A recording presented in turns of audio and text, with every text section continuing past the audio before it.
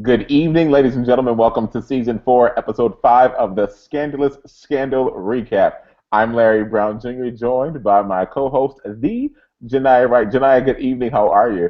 Good. How are you tonight, LBJ? I am excellent. I am excellent. Another great episode of Scandal has come and gone. We've seen the previews for next week's episode. We can't talk about that until we talk about tonight's episode. Woo! It's all well on your end tonight. Are you ready for this? LBJ, let me just say, they're bringing in the noise and bringing in the funk right now. Okay. Oh, that was my favorite. That was one of my favorite Broadway shows I ever got. Bring it in the noise and bring it. I know. I like to use it out of context because you know what, LBJ? And I'm going to be honest with you, I was so sleepy at 9 o'clock when the show came on. I laid down in my bed with my notepad to take notes and was trying to go to sleep on the commercial breaks.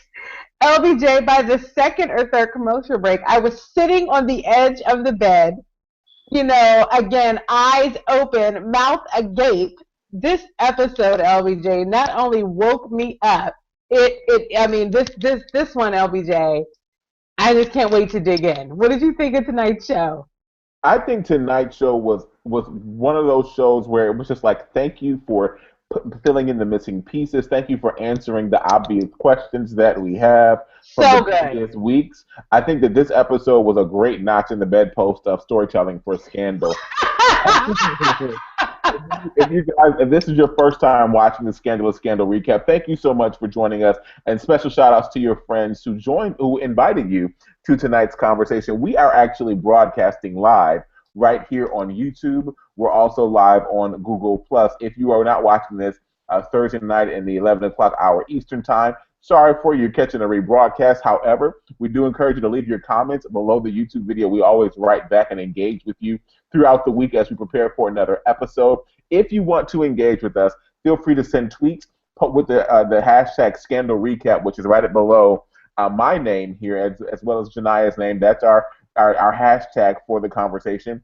Additionally, you can post comments in the Google Plus page if you're watching us on Google Plus, and you can also post comments on the YouTube page. Janiyah, let's go ahead and get started with all of this. Oh, as another reminder, we are actually speaking in, you're watching us in a delay if you're watching us live. So we will go back at some point in the conversation and talk about your comments in the Q&A. Don't forget about the Q&A. That's where we take your information and put it up on the screen and make everything happen. Janiyah, Yes. we opened up tonight with Catherine in her interview with Olivia, and then we go and see all the drama that pops off with her daughter friend Faith. What do you say about that?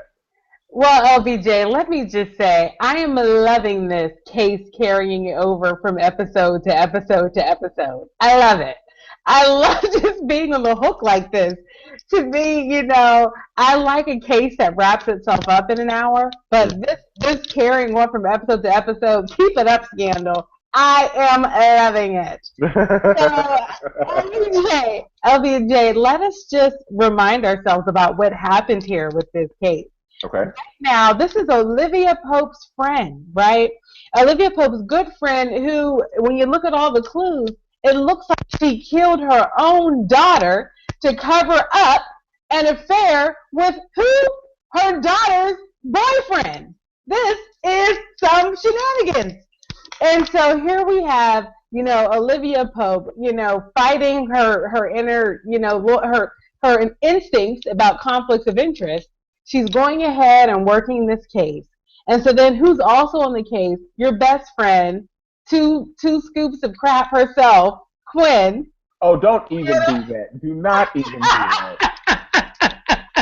And then we have Quinn today working that case. What did you think of your girl tonight, LBJ?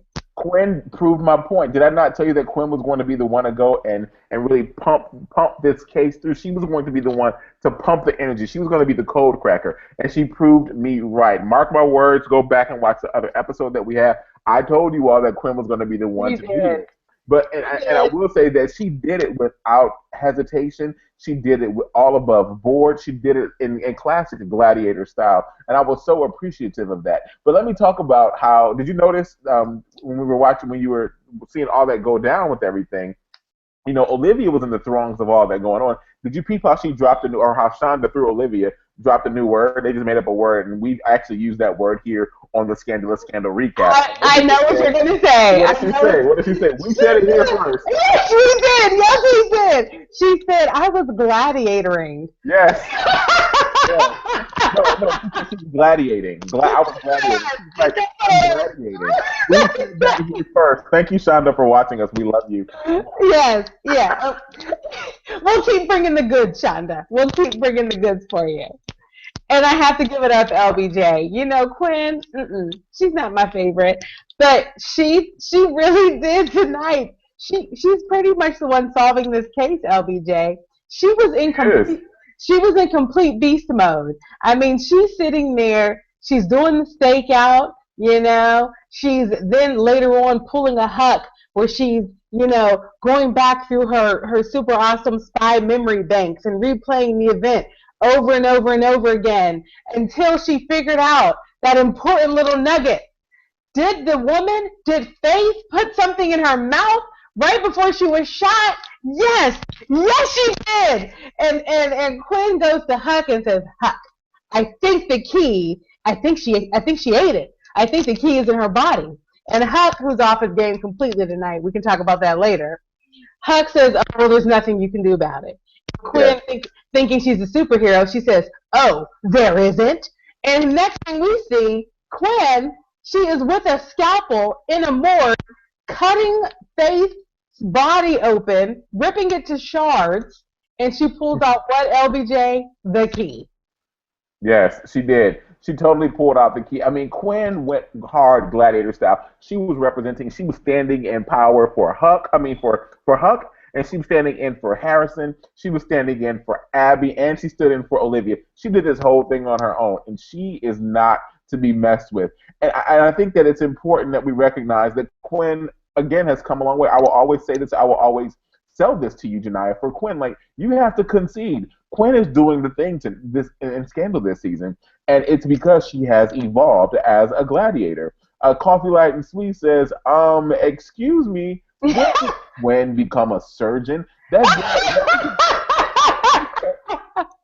She says that girl carved up a dead body to get literally to the case. I need Quinn on my squad, y'all. I'm telling you, Quinn is not necessarily a Tom, but Quinn is totally a gladiator who is willing to do whatever she needs to do to get the job done and to really crack the case. Hats off to you tonight, Quinn, Lindsay, Robin. I love you. You know what, LBJ? I mean, it hurts me to do it, but I do have to give Quinn some props tonight. I mean, she found the key, LBJ. She found the key when the bad guy couldn't find the key, right? What was the bad guy's name? Kobiak. Wait, can we just go back? Can we just go back for a moment, Janiyah? What did you say? You're gonna do what? You're gonna give who props? Say that again. Listen, don't get really used to this, okay? Wait, I can't really say it again. There's some people. There was applause, I think. There was one little glimmer of. There was a moment where Quinn, really did her thing in this episode. All right. I knew you were gonna do that. Okay, I gotta give everybody a heads up. We've been playing with the sound effects. We're pretty excited about them. So we're pretty excited about the sound effects. So random things may happen from time to time in terms of sound effects. LBJ Kobiak, the bad guy, friend of the dead daughter's father, yes, could not find this key. But yeah, I was so over that. That was so lame to me. I was so over that part right there. I was like, come on, really? Do we really have to waste time with this? Give us some other dialogue. I mean, to me, LBJ, it was just that it was important, though. It was important for us to see that this father, now there's a question mark over his head. I mean, already there was a question mark over the mother's head. And now the father literally not only knows who killed his daughter, employs the man who killed his daughter. That Kobiak called him boss. Okay? Yeah. So LBJ, listen, there's a lot more to this story. So looking forward to peeling back the onion. Where do you think that key goes to, LBJ? Say that again.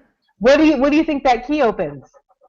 I think that key is going to open up the file, obviously somewhere in DC, like Quinn said, to whatever this new development is going to be that Olivia is going to end up unveiling through her work. I think that Olivia is going to be the one to blow the whistle on this. We don't know exactly; it hasn't been identified what the father's official title or job is. I don't recall that. Oh.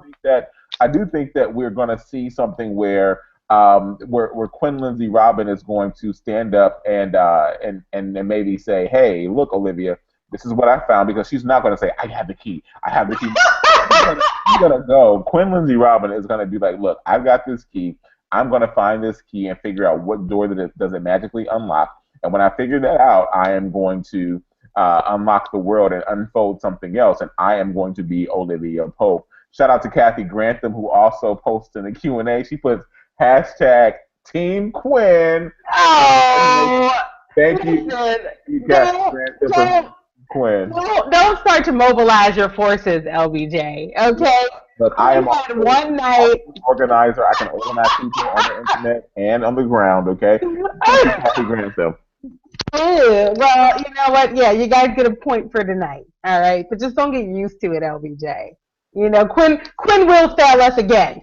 Okay. You know what, LBJ? Speaking of fails, you know who was not on their game tonight and was almost found himself back in the corner at the subway talking to himself. Oh yeah. LBJ, and that was Huck. Yeah. You know, LBJ, I was so excited for the big reveal. Mm-hmm. Finally understand what happened when he went to go and see his family. Yes. My mind was blown though. So we can now put the pieces together. What happened, Huck goes to see his family, to see his former wife and his son. We now know his name is Jav. I'm assuming it's short for Javier. And if it's not, Shonda, please rewrite the script for next week. And so apparently when he went to her, who knows the nature of the reunion before he spilled the beans? But we do know that after he told her the whole truth and nothing but the truth about where he had been, why he had to leave her, what his life had been like, crawling back from the depths of insanity, she didn't believe him, LBJ. Mm-hmm. Not only did she not believe him, she sent him away, called the police, and told him he needs help. And so we see now why he has just been stalking her. He's literally just watching her. Tonight we saw her come out to the car multiple times to say to him, "Get away from here. You're completely crazy. You need some help." And he just, LBJ, he just said, "You know what? I told you the whole truth, and you wouldn't believe me." What did you think of this big reveal? First of all, let me talk about this big reveal. Immediately upon seeing Kim, Huck's ex-wife or current wife, we don't know if the papers have been filed for the divorce, or we don't know what can't be involved because they totally consummated the marriage because they have a son. But I will say that immediately upon her coming to the car, and I'm like, oh shoot, Huck's wife. I thought of you, Janiyah, because you have been saying over and over and over again, you've been wondering what happened to Huck's family. And I'll tell you, I thought about you, and I was like, I know Janiyah is at home, like, loving all of this, sitting up in New York City in her fabulous apartment, wondering, thankful to the Shonda gods that you're able to see her family, but also let down in the sense that it was very, like, she totally lost trust for her. I think we have a classic example of, like, losing trust for your spouse or your loved one or your soulmate in this situation with Huck and Kim. Huck is being completely honest and truthful with her. However, Kim is not really feeling it. She's got her own issues. She's got her own brokenness she needs to work through. She's got abandonment she has to deal with. She also is raising a son. And I wouldn't say she's a single mother raising her son unless they gave her some really, really, really great settlement for her to be off on her own. But she's living in a wonderful neighborhood in Washington, D.C. And that's not a Maryland neighborhood. That's not a Virginia neighborhood. She's living somewhere fat in Northwest Washington, D.C. Showing the benefits of everything that they gave her. He tried to keep it real with her and like, look, they were going to kill you and my son. I'm here because I really want to kind of start anew. Like, and I don't really want to start anew with you. I really want to start a relationship with my son. Like just my son. That is bone of his bone, flesh of his flesh. That is his offspring. That means something to him. And we all know that when somebody is special to Huck, it means something. It severely means something to him. Absolutely. And LBJ, let's just put ourselves in Huck's shoes for just a minute here. We know that this man is in a constant state of battling inner demons. You know, we have watched him on many occasions just try to cling to something to keep him sane, something to remind him that he is human, because LBJ, he forgets. He forgets and starts to feel like a monster, you know. And so here he is, LBJ, standing on the porch inside the house behind this door is what I'm sure he was believing was his salvation, his future. Finally, the light that he had lost coming back, he was going to regain his humanity, only to end up, LBJ, on the side of the road in a car, creeping, looking through binoculars yet again.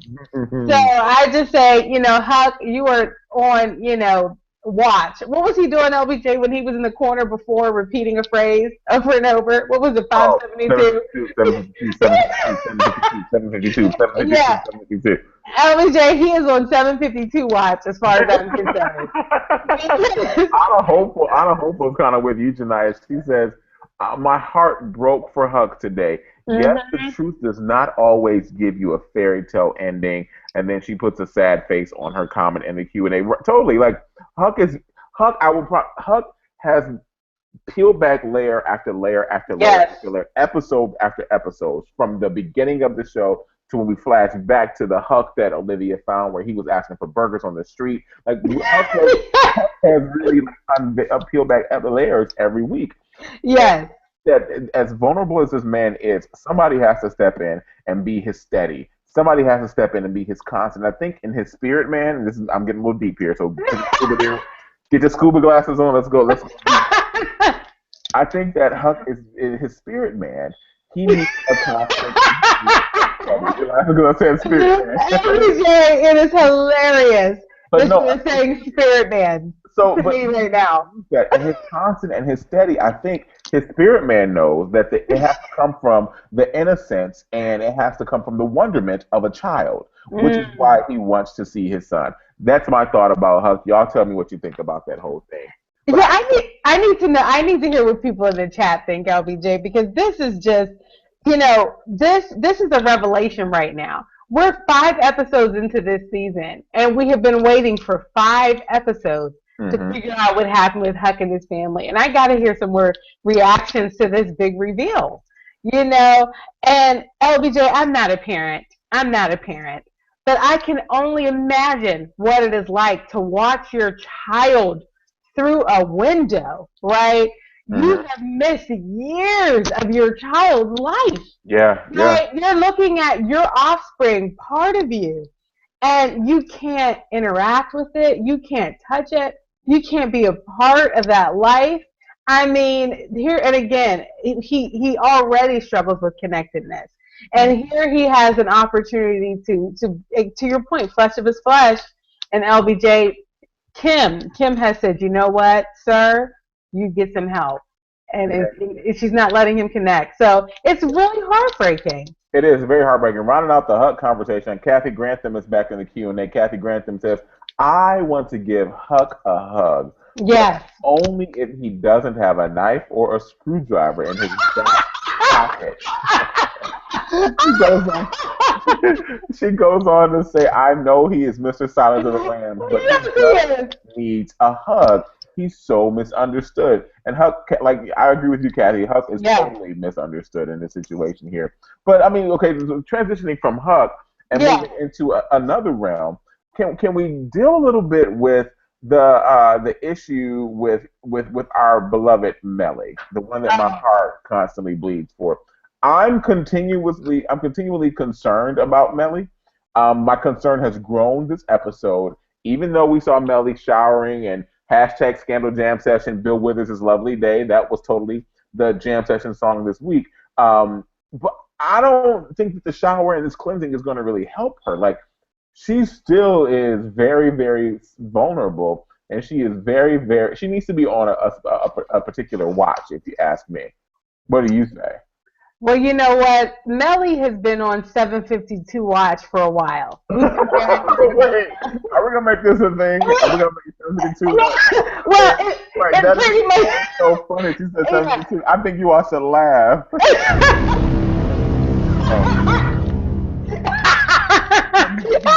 That was not.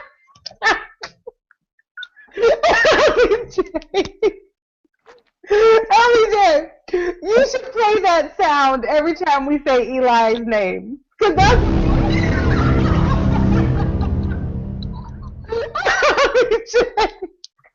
Obviously, our rehearsal with the sound effects did not resonate with you because you do not have it down pat. Okay, so. oh gosh, it's too much. So here's the thing. Here's the thing about Mellie, LBJ. You know, yes, she has been on.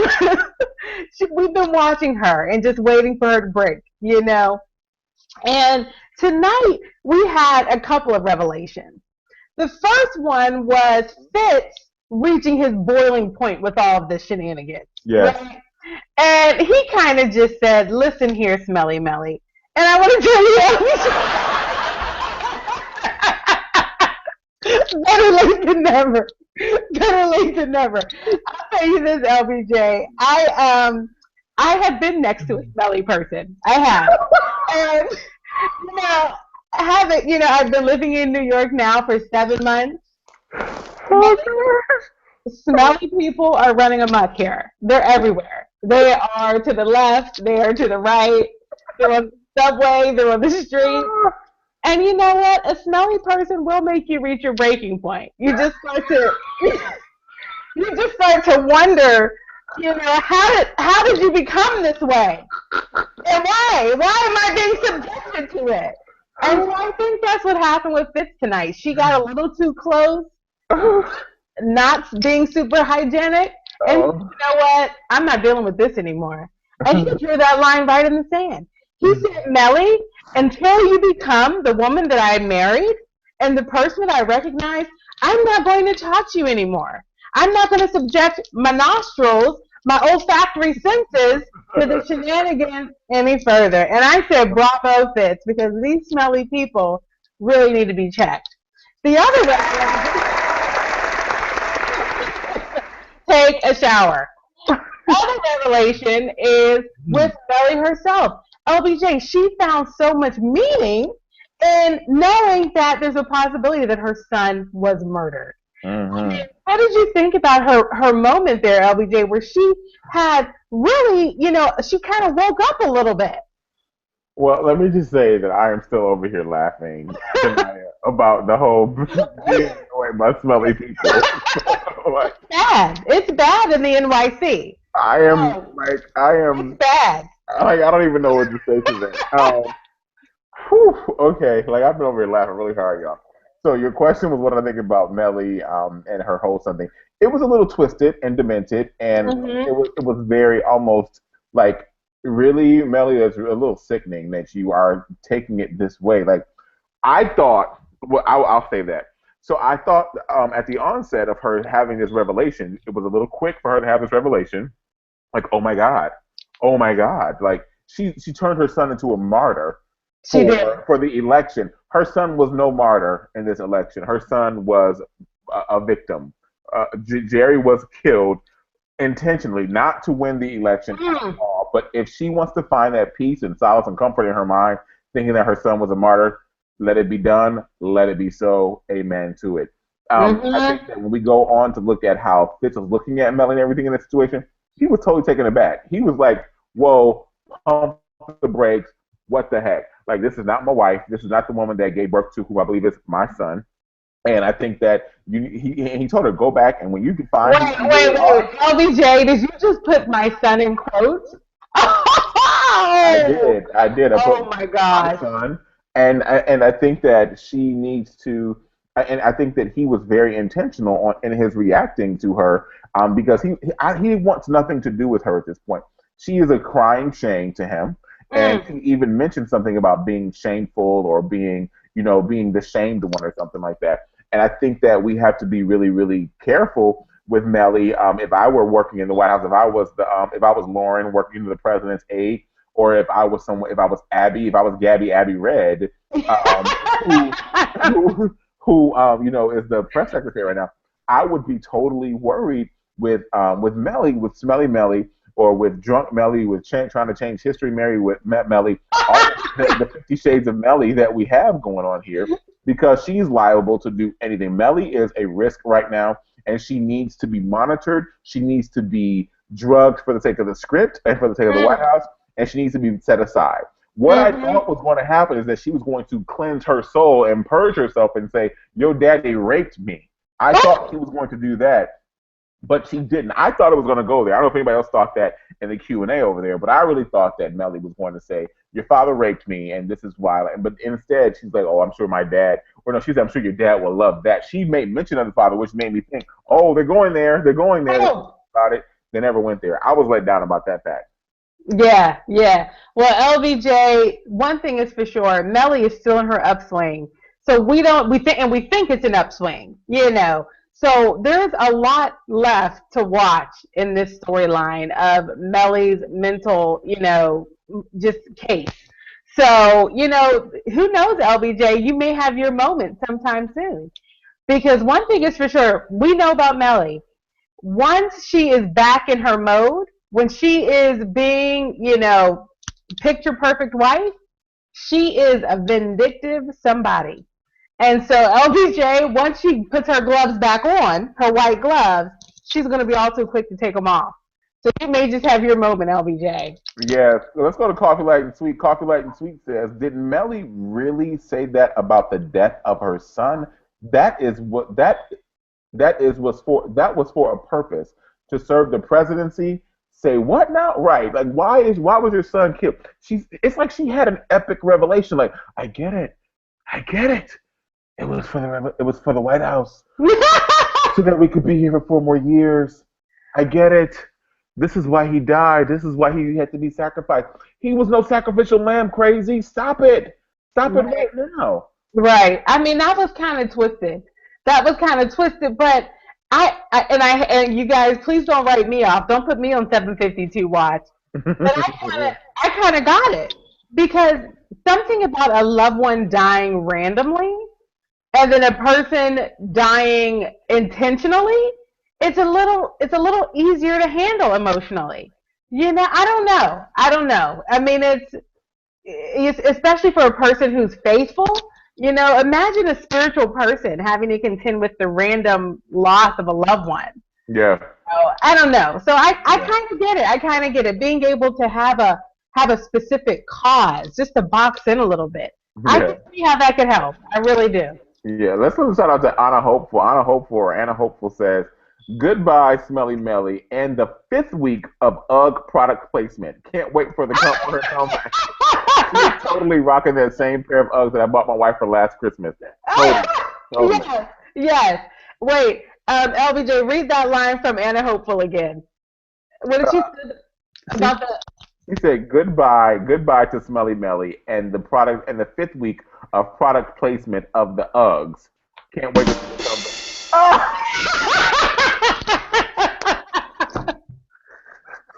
I'm sorry. I just wanted to do one. Okay, that's it. I cannot.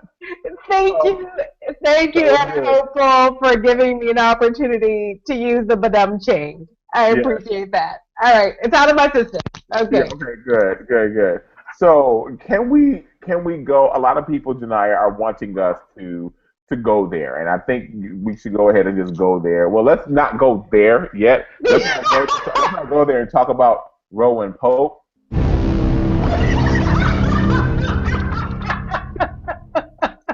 But I think we should totally talk about. Why are you laughing? Are you laughing because I said Rowan Pope?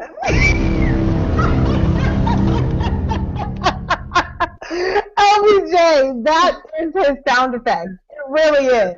Yeah, I think let's talk about Jake and Fitz. Like, this thing is getting out of proportion. And Jake, I think, so Jake and Fitz. Not Fitz.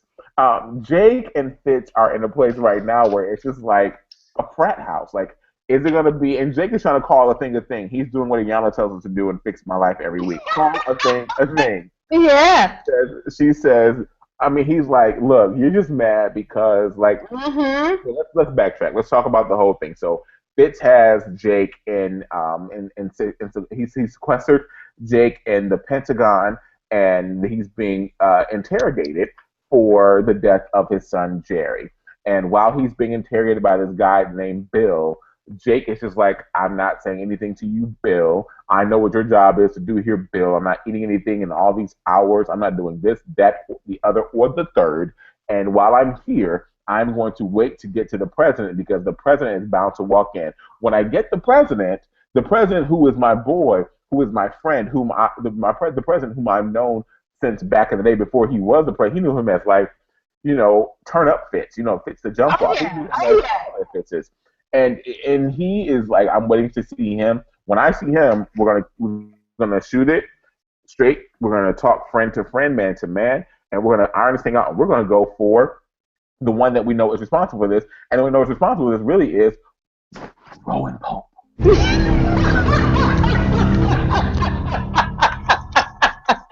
And LBJ. And so that's what Jake's whole motive is right now. And then Fitz is like, they're going in, and Fitz finally walks in, and then we see all this craziness unfold. Come on, Janiyah, like, chime in, say, like, what are your thoughts on the Jake Fitz fiasco? Well, you know what, LBJ?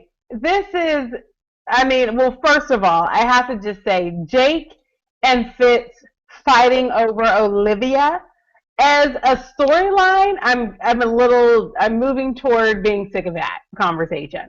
Mm-hmm. Because here we have Fitz, who really truly cannot lay any claim to her. He is married to someone else. Really truly having little hissy fits all the time about her dating Jake. And if you just recall, LBJ, Fitz really was a part of Olivia and Jake getting together in the beginning, right? He was Yes. kind of, he was kind of a part of, We gotta pushing put them. them together. We He said the same really, thing, yeah. he really truly did. And so, it's just really interesting, Fitz, how you just want to have your cake, your smelly cake, and eat it too. You can't have both, Fitz. So anyway, I do get a little sick of him with his ownership of Olivia. I would respect him more if he just was angry and sullen about it and brooding. But he's like really doing little power plays, and that to me is getting a little old. But I will say this, LBJ, it was so interesting to watch Jake sit there and just endure this man Mm, interrogating him. mm. Jake was sitting here like, you know what, sir, you can go ahead and follow all the procedures if you want. I pretty much wrote those procedures, so nothing you're going to do right now is going to be surprising to me. And then the thing is, as soon as Fitz came in, I just wonder if Jake made the decision in that moment to patronize Fitz. Because it almost seems like Fitz needs to get some of this frustration out of his system so that Jake can get through to him. So I don't know, LBJ. I kind of thought that Jake was patronizing Fitz as a tactic to kind of get past some of that we're at the frat house crap so that they can actually get to the truth. I think that the truth is that Jake is, well, we know, I think Jake's truth is that he wants to call on his friend and brother Fitz to expose the ultimate truth. And the ultimate truth is that he did not kill his son. And, Rowan Pope I love it. It's so good. It's so Rowan good to Pope is me. essentially responsible for the death of his son. However, I did not like the fact, like Jake, I have to give it to Jake. And Candace said this earlier. Candace is my wife. Candace said this earlier. She loves the fact that Jake and everything else, his characterization is to keep calm and carry on. Yes, he is. Jake sat there in that chair that entire time while all that was going on with with Bob or Bill in the interrogation, and he's talking, talking, talking. He did not eat. Finally, Fitz walks in. Hats off to Fitz for pulling a fast one on Jake. Fitz walks in like, so you've been doing this, you've been doing that. He walked in as friend and brother Fitz, and he's like, you've been doing this. He's like, why haven't you eaten? They bring him food first, And then first of all, Jake knew when Fitz was coming in because he was like, "You're not going to stand like the president's coming in, like Exactly. they're bringing food in for me. Like the president has to be coming in because they're trying to shift the whole atmosphere here." So the atmospheric pressure changes when Fitz walks in. Fitz comes in like, "Hey man, like yeah, like you're not eating. You need to eat. Like eat something. Take a bite. Come on, eat. Like man, come on." And LBJ, I have to just insert a comment that was really the moment of the first Scandal Jam session of the night. Do you remember they did a little sing along? So that was a fake me out Scandal Jam session. I think that built us up to let us down because he was like, and it says here that you were singing. What were you singing? He was like, I was singing Little Otis Redding. He was like, Otis Redding what? Otis Redding what? Like, what were you singing? He was like, I was singing Sitting on the Dock of the Bay. So they both go in a duet. Sitting on the dock of the bay, watching the sky. I was like, this is boo. This is lame. This is boo. This is boo. We know why the president is singing. We know why Fitz is singing because the real POTUS, the current sitting president, sings, and he sang at the Apollo. I think that was a nice little ode to Barack singing. But also LBJ, you have to remember, what is Jake actually singing about when he's talking about sitting at the dock of the bay? He's talking about being on the island with Olivia for 2 months. So he literally... Janaya, I did not think about that. OMG, you are right. LBJ, he was patronizing Fitz from the moment Fitz walked in the door. This is what I'm saying. He had... You figured it out. LBJ, this is so much fun. LBJ, he was patronizing him from the moment he walked in the door, talking about some sitting by the dock of the bay wasting time. He was trying to conjure images of him and Olivia on the beach doing this and that. LBJ, I mean, he was really, really trying to play Fitz to the left a little bit there. Janaya, I never even thought about that. Like, hats off to you, seriously, for figuring it out. I never got that correlation. But I love to study television. LBJ, this is when I was really. LBJ, I put on my spyglass and I really sat and thought about this. Oh gosh. And that's how I came to that really smart conclusion. We are totally testing everything out tonight. Ladies and gentlemen, please, if you go back, thumbs up or thumbs down if you like the sound effects and the visual effects we're giving you. No. Thumbs up right now if you like. Here's the thing. You can click a thumbs up or thumbs down in the bottom of the screen while you're watching. Click thumbs up right now because we're going to go back and check this. Click thumbs up right now if you like the sound effects in the scandal recap. We'll give you a moment. Click thumbs up or thumbs down. Okay. Okay, now take a beat. 1, 2, 3. Now, click the thumbs up or thumbs down if you like us using the visual effects. Like Janaya just had the monocle on her eye while she's talking about me for a second. I called it a spyglass. Yeah, like Carmen, like Lynn Thickpin on Carmen, and he goes, "I salute you, gumshoes." Like, click thumbs up or thumbs down right now if you like the visual effects. 1, 2, 3. Waiting a beat. Perfect. We will go back and watch the thumbs up and thumbs down vote. And LBJ, Coffee Light and Sweet actually made a comment already about our use of these buttons. She said, Larry and Janaya, y'all having way too much fun with all the sound effects buttons tonight. Y'all been drinking. Not drinking, but drinking with an A. And then she said, gives color purple side eye. Oh, God. And it's just a little bit too much fun. Oh, God. Coffee Light 2, we were having fun. Like, we were just trying some new things out. We just wanted to sprinkle it on you all tonight with no announcements. No precursor or anything. We just wanted to and just throw it out there. If you like it, let us know. If you don't like it, let us know. Thank you so much for commenting and noticing. Get Coffee Light and Sweet. We love and appreciate you. Thank you so much. But seriously, to wrap up the whole Jake and Fitz conversation, right. I think that we have to really focus on what is going to transpire. Like, I think something was left open. Right now, we have to be very intentional about discussing what is the fate of Jake? A lot of you have said PhD bound Mm. 10. Congratulations, by the way. Everyone give a round of applause. We should give that um, to PhD bound 10. And the round of applause is going to come up any moment. I know it is. And I know that PhD bound, ladies and gentlemen, last week defended her dissertation. So PhD bound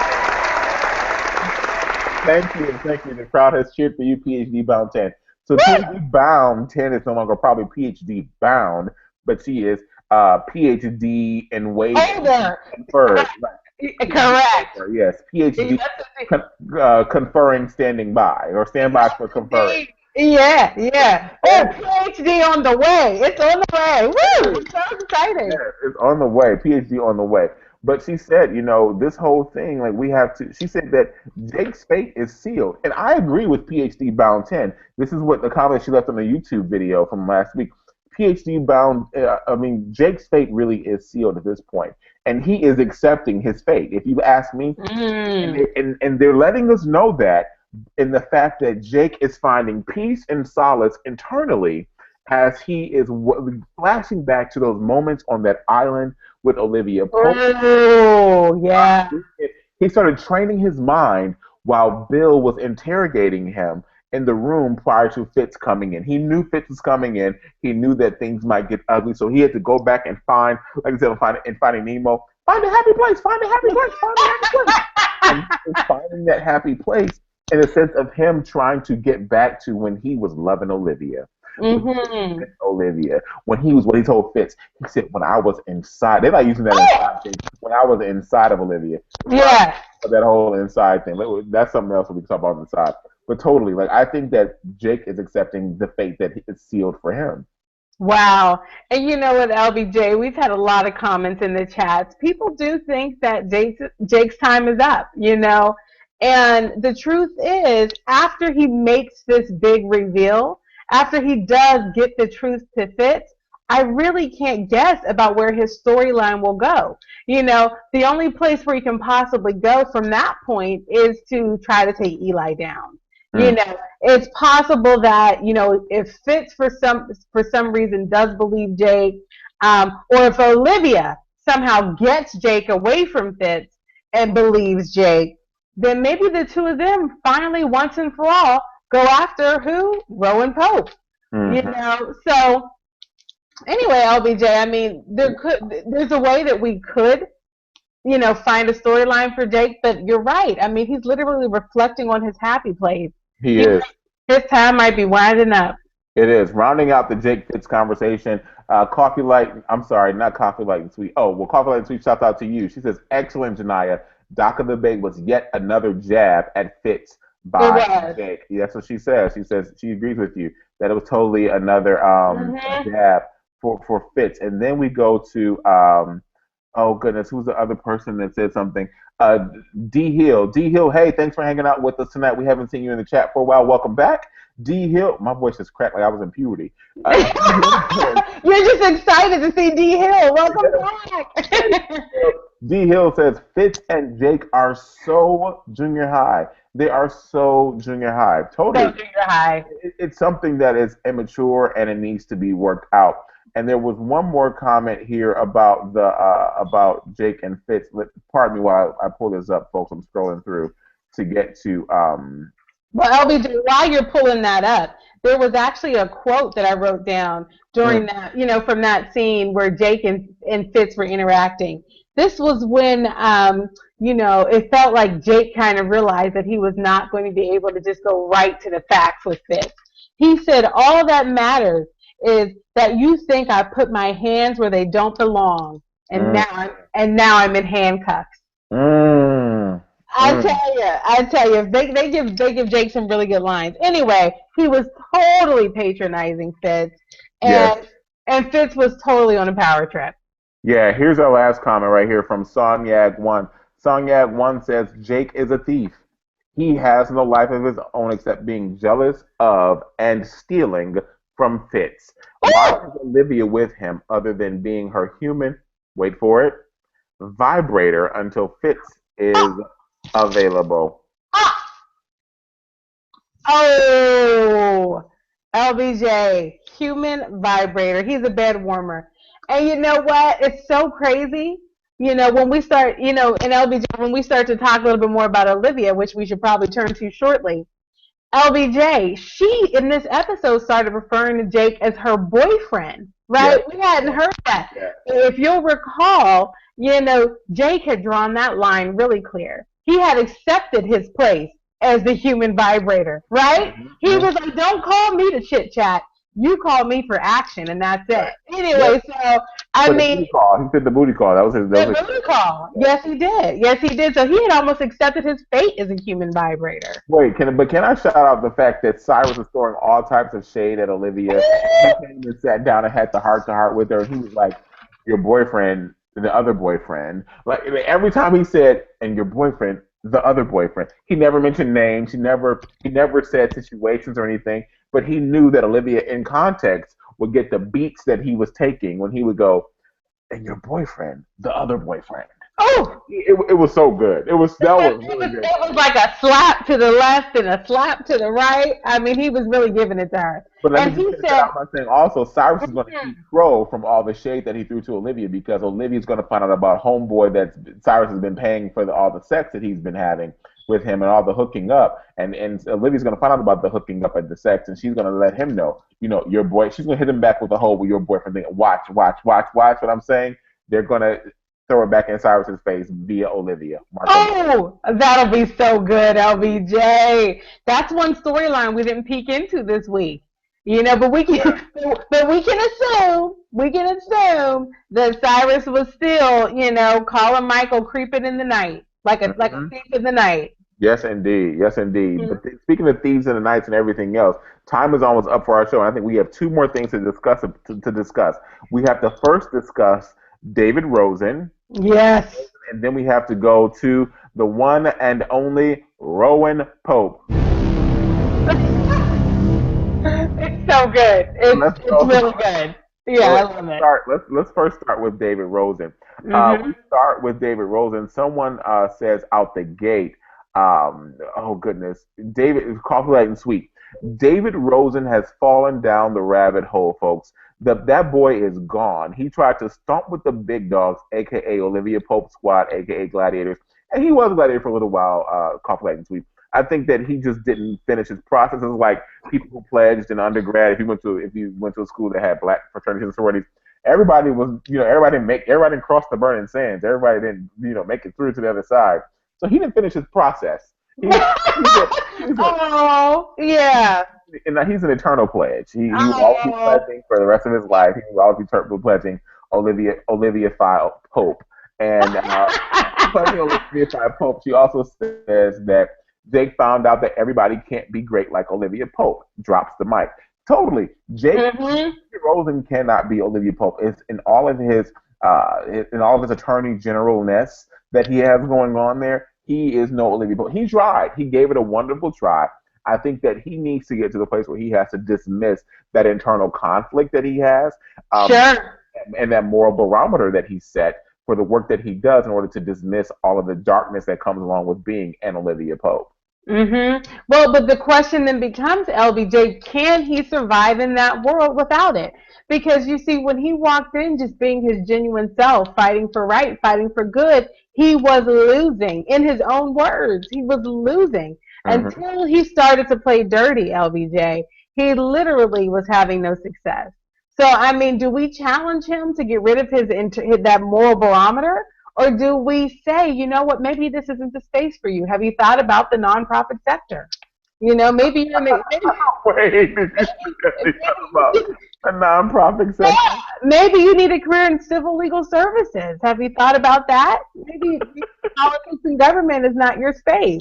So anyway, something to think about, David Rosen. It is. But I love the fact that he was he's really conflicted, and he's conflicted in a David only a way that David Rosen could be. And I love the fact that I love the way he's conflicted. I love the fact that David Rosen is hanging out in Gabby Red's office in the White House. Oh my God, drunk dialing her, LBJ, drunk dialing her. David Rosen, come on, man, fall back. either do it or don't. Like, Right. days they say, on this planet, only a few are chosen. You will or you won't. You do or you don't. Black or Right. silver does. Are you going to be black? Are you going to be silver? Or are you going to be a nobody, David Rosen? You can't be a wannabe when you're trying to be a jigaboo, okay? School day. Hashtag school days.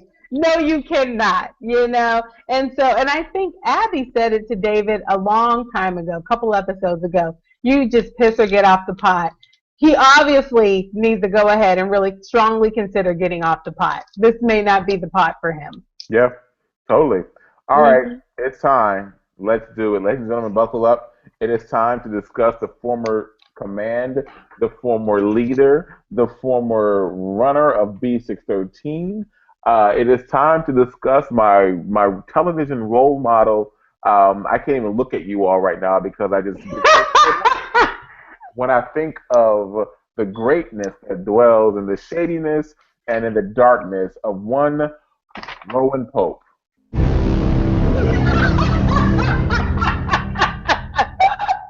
I mean, he just strikes fear into hearts, He and does. that's why that sound effect is just so appropriate. He does. Coffee Like and Sweet kicked it off earlier in the Q&A. Can we please, she said, please, please, please, can we talk about the evil that is Rowan Pope? Me no likey him. Coffee Like and Sweet, Larry Brown Jr. disagrees with you. I love some Rowan Pope. He commits. He commits hard. He commits to the point where Rowan Pope commits to the point where you believe him even when you know you know what the truth is as the viewer watching the show. Like Rowan Pope commits on the level of an actor trying to win an Oscar for a film. Like he commits, like he studied this darkness somehow, some way with someone in the U.S. government, and he has. It's like Senator Byron Douglas went rogue from a different world. Like Senator Byron Douglas went rogue. Whitley Gilbert is probably locked off in the hole somewhere. Yeah, yeah. She's marching around. She's marching around somewhere in the hole.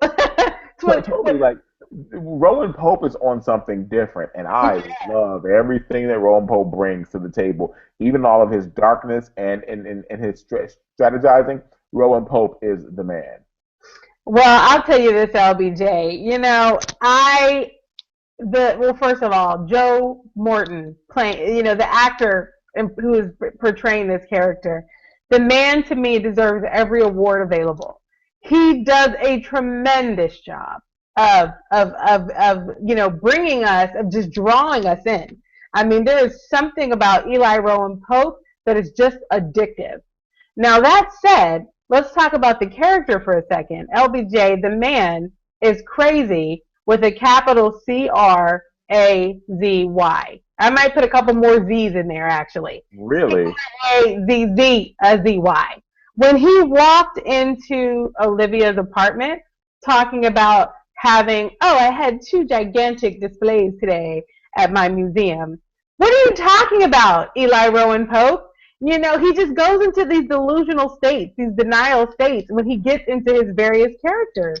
But Janaya, is it denial or is it strategy? Is it storytelling? Because, Rowan Pope is very intentional in everything he does and that he says. And I have to jump in here because I think that he did that out the gate because he knew he's 18,000 steps ahead of his daughter. And his daughter is new to this whole thing. She knew nothing about a B613. She's just, a season, or I guess if we're looking in real life, she's just a few months into this whole she's not even a year into this B613 stuff. So, he knew what to say to her with this whole thing. And she's still buying it. And you know what, LBJ, you're right. I guess as long as people can take it, keep dishing it. But I'm going to tell you this. I feel like Eli and Olivia need to be at a place right now where he can just walk into her place and say, I had a tough day at the office, and they leave it there. I just can't believe we still have to go to this delusional place of pretending like he's done something else other than really rule the free world from behind, dark windows. So, LBJ, I just, anyway, I'm a little tired of the schizophrenia. I'm somewhere with Coffee Light and Sweet. Me no likey him either. Yeah. Well, Anna Hopeful says she brings up a point that I actually wrote down in my notes, and I was saying to myself, Olivia just walked into her dad's office. Where is her dad's office? It's not at a Smithsonian. It's not in an office building. Where is her dad's office located, and why is he in an office? What is his official title? What is he doing now? And Anna Hopeful says, on the topic of Rowan and B613, why does Olivia walk into the supposedly secretive B613 headquarters as though it is the local convenience store? Big anymore? Like, seriously, like, she walks in. Where was she supposed to be? Where is he located? Why? And that office, that's the same set that he was in, the same set that Jake once sat on, the same office, rather, that Jake sat in when he was the command of B613. Is B613 making a comeback? Who still has the key to the office? Why does the office still exist? Why are there still computers in there? What's going on, folks? Somebody answer this. Right, seriously. And what files are they using? Because I thought Jake took them all. Exactly. Exactly. Mm-hmm. And he also shouted out the fact that he had those files. And, oh no, that David Rosen said he had those files. And Gabby Red is like, I can't. Poor Abby. She's just in the middle, doing exactly what David Rosen said she was doing, trying to be Olivia Pope. And she is not doing a super awesome job. So tell me this: do you think, going back to Rowan Pope, do you think that we will see, like, he set this whole thing up, Janiyah, with Olivia, with everything, and he brought in the fact that Jake. He's saying that Jake killed Harrison. He's also saying that Jake killed Jerry for you, Olivia. He did it for you because he wanted to make sure you won the election. He knew how bad you wanted the election. He put it all on Olivia, and Olivia, just like a daughter hanging on to every word of a father, bought exactly what he told her. What do you say to the fact that Olivia is losing, in my eye, Olivia is losing her discernment? Well, LBJ, I have to catch you there because she did not fully believe him. You'll recall in that very last scene where she's, breaking down the arms of Gabby Red, she's saying, they said Jake did it and they said they have all this evidence, but it can't be true. It can't be true. It's got to be some kind of lie. It's got to be some kind of setup. So she still has, it may not be a healthy dose, but she's got a little teaspoon or two of skepticism about the things that come out of her father's mouth. So I don't think she's fully buying into the hype.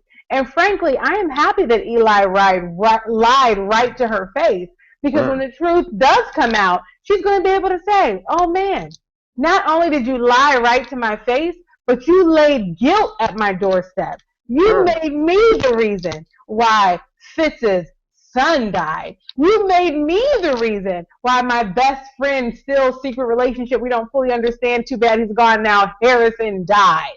And so, this could be the moment where she doesn't do, to this point, she's done a passive kind of step away, where she said to Fitz, if you have to take my father out, do your thing. She said to Jake, if you have to take my father out, do your thing. But she's never been in the driver's seat. LBJ, this could be the moment that tips the kettle. It remains to be seen. What doesn't remain to be seen are our takeaways. Yes. Evening, before we get into the round robin of the remaining Q&A comments and questions, comments and questions that we haven't gotten to this evening. Janiyah, any takeaways for you tonight? LBJ, I just have one takeaway. And it is actually just in that scene where Mellie can't find Fitz, and she just assumed that, he's out, with Olivia.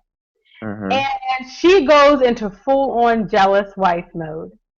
I just wanted to point this out, LBJ, because there's so many people who say that they're over something or that they've accepted something. It's very easy to, find yourself in a space of coping and, kind of pretend like you're over something, or you've compartmentalized it enough that you can live with it.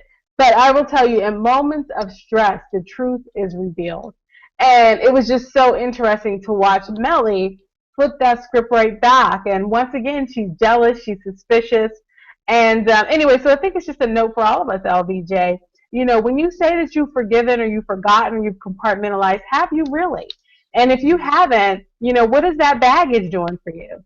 Bag lady, hashtag Erica Badu. What's that baggage doing for you? You're gonna hurt yourself, bad lady. You're gonna hurt yourself. Yeah, you are. So anyway, I just thought, my gosh, Mellie's scars run so deep, so deep. And to me, it's a challenge for all of us to think about what scars we're dealing with, and where do we need to go ahead and finally put the cocoa butter. So that's my takeaway. LBJ, what do you got? That's good, Janaya. That was really good. I think that was somewhat profound. What you Thank you. said. It speaks. It in fact speaks to the spirit man and spirit woman.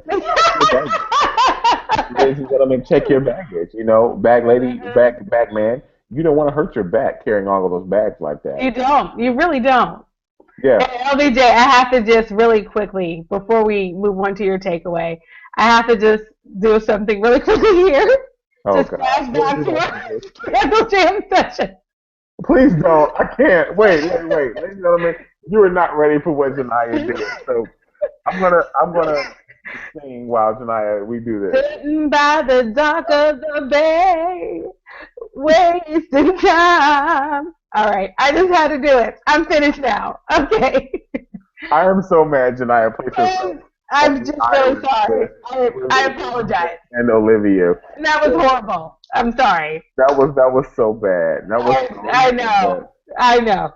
So my takeaway is something that Yolanda Baker. Hey Yolanda, thanks so much for watching tonight. My takeaway is what's up in the Q&A right now, and Yolanda Baker brings it up, and she says, "Why?" Quote, open quote. "Why are we trying to be Olivia Pope?" That's my takeaway tonight. Mm-hmm. Ladies and gentlemen, you can only be you. No matter who you, no matter what you do, no matter what kind of work you do, no matter what kind of goals you have in your life, you are created to do what you were created to do. You cannot try someone else's motives to take down or to interject or to execute plans and processes that you want to carry through. You are created to do it how you were created to do it. So whatever bones and whatever gifts and talents you have inside of you to get it done that way, not the way somebody else will try to do. The fact that Quinn, first of all, I have to shout out the fact that Gabby Abby Red and Olivia had a very precious moment of a sisterhood when Gabby Abby Red showed up to Olivia's condo door, and she's like, Olivia's telling her that they're saying Jake killed Harrison, and they embraced. Love that moment. But then she also came back and told her, you're poison. You are poison because he's trying to be you. And Olivia's looking at her like, come on, woman, please. Like, he's trying to be me. Olivia has dabbled in darkness. We've already established that. Olivia stands in the power and in the place that she is able to handle whatever comes of the work that she does. She deals with news making, with headline breaking drama. She's the one who can go in and fix situations and scenarios that some people would be intimidated by.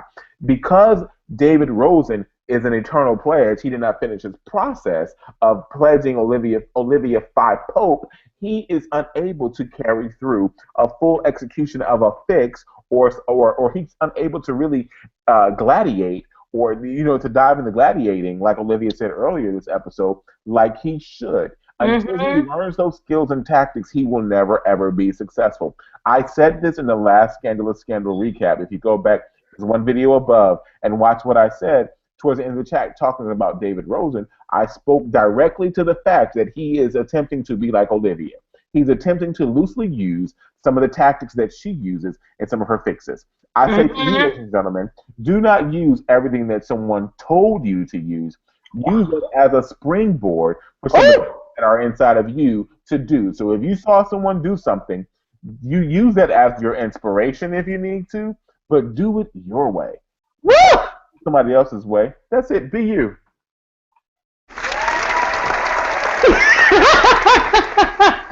Oh, LBJ.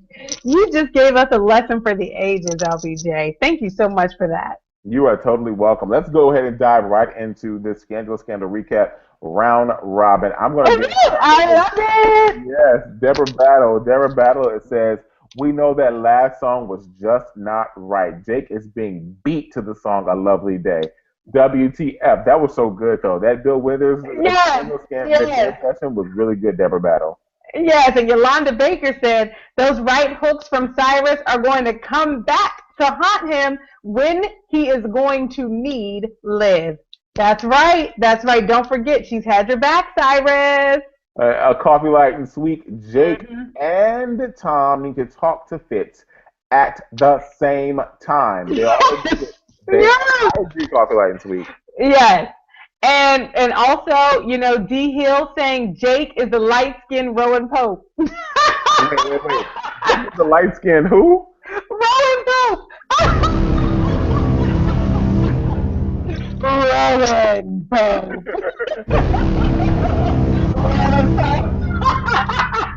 Oh, it's so funny. It's so funny. It's so good.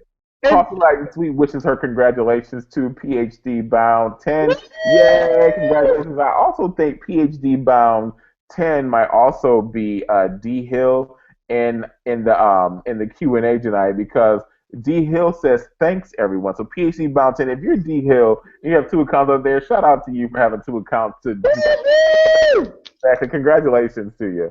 And then Jackie, really just called me to task, the Jackie O 2006. Come on, Janiyah. Quinn has been the only gladiator since Liv left. Kudos to Quinn. She's my ride or die chick. And you know what? It's hard to argue with that, Jackie O. It is hard to argue with that. It is very hard to argue with that. But Coffee Light tweets back on the Q&A. She says, Smelly Mellie is gone. She wants her butt. Hashtag throws confetti and twirls. Shout out to Smelly Mellie being gone. It's gone. I say throw some body wash, because it's going to take more than one shower to get rid of that. Exactly. So, and then, we also have Anna Hopeful saying, style alert, did anyone catch Cyrus's new do? Someone took a quick trip to someone with comb. I didn't even notice it. Did you notice it? Come on, I have been shouting out Cyrus's new hair all season long. I didn't do it this episode or last episode of our recap. But if you go back and look at season 4 and go back, I have been talking about Cyrus's hair. Cyrus has new hair. I don't know if it was or how they combed it. Anna, hopefully you were right. Cyrus has new hair. Yes. And then D Hill said she's so happy to finally be in the room with her two favorite Scandal recappers. D Hill, listen, we are happy when you're here. We miss you when you're gone. Coffee Light and Sweet is back. I think that Liv and Abby go together again. Did you see that last scene when Abby showed up ready to cuss Liv out, and then she realized that Liv is broken? Yeah, they're back together. Yeah. Coffee Light and Sweet, I think it was a good moment, but we also have to consider the fact that Abby's still not out of the White House. She still is holding on to the I don't work for you anymore scenario. Mm-hmm. So keep that in mind when we're talking about Gabby Abby Red in the future for these live recaps. I think D Hill saying something else, Janiyah, about Mellie. What's she saying in there? She said exactly what we all know to be true, which is that Mellie is cray. That's right. That's right. That's the only way to describe it. Hashtag 752 watch. That's all I'm going to say. 2006 loves our sound effects tonight. Thank you so much, Jackie 2006. She says, stop it. I love the dome. It's so good. It's so good. Yolanda Baker says, remember last week, like father, like daughter, Rowan and Olivia. Mark my words. Ooh! Oh, yes. Words of foreboding, for sure. Oh, that's good. Hashtag good word usage. Foreboding. Shout out to Janiyah. SAT prep.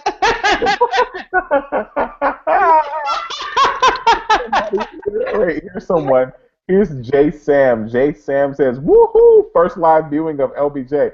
Hey, J Sam, what's up? How you doing? Who are you? I have to go click on your account and see who you are. Thanks so much for tuning in and watching tonight. Welcome. Join us again. Yes. And then Kimmy J said, I love these Scandal recaps. Oh my God. Thank you so much, Kimmy J. We're so happy to talk with you every week. And she said, and all the nectar it brings. Hey, LBJ, how can we forget the nectar? I mean, as Fitz and Jake were sitting in there fighting each other with nectar coursing all through their veins, how could we forget to mention the nectar? That nectar is Nectar Olivia is Yes. something that is to be reckoned with. And I had a nectar bottle too for tonight, and I forgot to use it. Wait, Janaya, what kind of bootleg moonshine boardwalk empire stuff is that you have on your screen? What is that? This is bodega apple cider. This is something else we have in New York. We have smelly people, and we also have random bodegas everywhere. They're everywhere. And so I am now getting random products that you'll never see again once I take it off this screen. Yo, I have never seen apple cider that looks like that. I've seen sparkling cider by Martinelli's, but I've never seen sparkling Yes. cider that looks like that. That is This something. was, this was actually really good. Sarah's fair. Sarah's Clearly, it's good because delicious. you finished it down to the last drop. I did. It's gone. Okay. Janaya is getting tipsy off of sparkling cider, y'all. Y'all help Granny Janaya out over there. And meanwhile, the Jackie 2006 is saying, whenever I see Huck watching his family, I think of the song "I Who Have Nothing" by Ben E. King. Heartbreaking. Huck Ooh. is trying to hold on to his humanity, his son, Mm. to be the thread that tethers him back. Jackie, Mm. you are onto something. I completely agree with you, and I love that song. I Mm. who have nothing, and if it's done right, that song could actually bring me to tears. Like when you sing it with pain and agony, it takes me Mhm. right there. I Mhm. who have nothing, like that song will take you right. It's something. Yeah, well, yeah, well. And Coffee Light and Sweet said, "Lord, what's happening? Y'all singing now, child?" And she just shakes her head in concern. Talking like there is no need to be concerned about. We don't have to be on 752 watch. I promise you, everything is fine and under control. Janaya only had cider, and my stuff is gone. I had a little reusable cup right here. We're good. We're all good. And Anna Hopeful says she loves the sound effects and visual effects. You two are like two kids in a candy store. Yeah, we are, because we're the worst. We're the worst, and I love it. Just wait. We're the I'm worst. so happy you like it, Anna. Yeah, We're the worst. We're oxymorons. We're the worst and we're the best. You know. yeah, it's the worst. But D Hill is back in the Q&A. She's talking about me. She says LBJ lost his on Smelly Mellie. Did I really lose it? Did I lose it? I don't recall what happened. I have to go back and watch a replay to see what really happened. LBJ, you might have blanked out a little bit from the smell. That's the thing about these smelly people. I'm not kidding you. They will shock your mind directly to Channel 9. You might have just blanked out at that part of the chat. D Maybe. Hill said. D Hill also said, "I need Olivia to be in Carmen San Diego mode." What? Do y'all remember Carmen San Diego? Where in the world is Carmen San Diego? Find Jake, Olivia. We need to put on a little Carmen San Diego. She would put on her sunglasses and her hat. Where in the world is Carmen San Diego? Too While much she to get. sticks around the world, from the Yelps to Carolina, she's a sticky finger from the Yelps down to Belize. She will take you for a ride on a slow boat to China. Tell me, where in the world is Carmen? Carmen San Diego. LBJ, It's late. I have to put on my Carmen San Diego glasses really quickly. I'm so sorry. Okay, enough of this. Enough of this. This has to stop. Back to the round robin. Okay. We got to end the show. Yeah. I'm going to use that, Larry. Quinn Lindsay Robin, she did that. Quinn Lindsay Robin is one to watch. I have said that from the beginning. Yeah, D Hill said it's on the way. Yeah. Then Coffee Light and Sweet says, shout out to Julio and them at the bodega, Janaya, to your apple cider. And Anna Hopeful said, right now, I am not a fan of the standing in the sun phrase. Hey, I hear that. We're almost done with the Q&A round robin. Yolanda Baker actually is back in the Q&A, and she says you might be onto something, LBJ, about Huck's wife. Why call a therapist? Maybe she is being paid off. I don't know. Yolanda Baker, she very well might be being paid off, or she's just out the loop. And Anna Hopeful has lost interest in the Caitlin Catherine storyline. She literally went to sleep. Shonda, please tell me there would be an interesting plot twist with this one. And we go to D Hill. D Hill says, why did Jake say he loved Liv? He said that he loved Liv for a reason. Like, he's this is it. Like this is his swan song is upon him, and he's got to Yes. make sure that he pulls out every single stop to try to preserve his life. Yes. And LBJ, the perfect way to wrap up the round robin comes from Coffee Light and Sweet. She said, "Mwah!" at the applause button. There it is. Right on. Right on. It's so good. We promise to learn to be better stewards of these tools for future episodes. We just had to figure them out this week. So. Yes, indeed. So, ladies and gentlemen, that concludes our Scandalous Scandal recap tonight. But before you log off, before you quit, guess what? We have a special announcement. You have to go to the Scandalous Scandal recap group and join the group. Get in the circles for the gladiators for us, because we will be announcing the day and the time that we will honor one of the requests that many of you have had, those of you that participate live and those of you who watch us in the rebroadcast. Janiyah, do you want to do the honors of announcing our new venture? I would love to, LBJ. I'm so excited to announce that we are going to start to cover the wonderful, wonderful ABC Shonda Rhimes show, How to Get Away with Murder. And we'll be launching our new show, and it's actually going to be called How to Get Away with Murder in 15 Minutes. That is right, ladies and gentlemen. We are coming very, very soon with our recap for How to Get Away with Murder. So here's what we need you to do. We need to go back and on demand. We need to go to abc.com, rewatch the episode, rewatch episodes 1 through 5. That's 5 hours of television that we're asking you to watch. Go back, and we are going to send updates where we're going to give our recap of how to get away. Let me do it. Of how to get away with murder. And we're going to do that in the next few days. But what we need you to do is go back and start watching the shows. We're going to create the group. We're going to invite all the current gladiators to join How to Get Away with Murder. And we're going to start with you as we present How to Get Away with Murder in 15 minutes. You do not want to miss this. It's going to be great. We have something awesome in store for it. We're going to be some of you will be a part of it, and we are totally and completely excited. Thank you so much for giving your honest opinions on the Scandalous Scandal recap. We really do appreciate that from the bottom of our hearts. It's nothing but a labor of love from us. We love watching Scandal. We love taking rides on roller coasters in Shondaland. We love symbolically buckling up every single week for all of that we do. And we thank you for coming.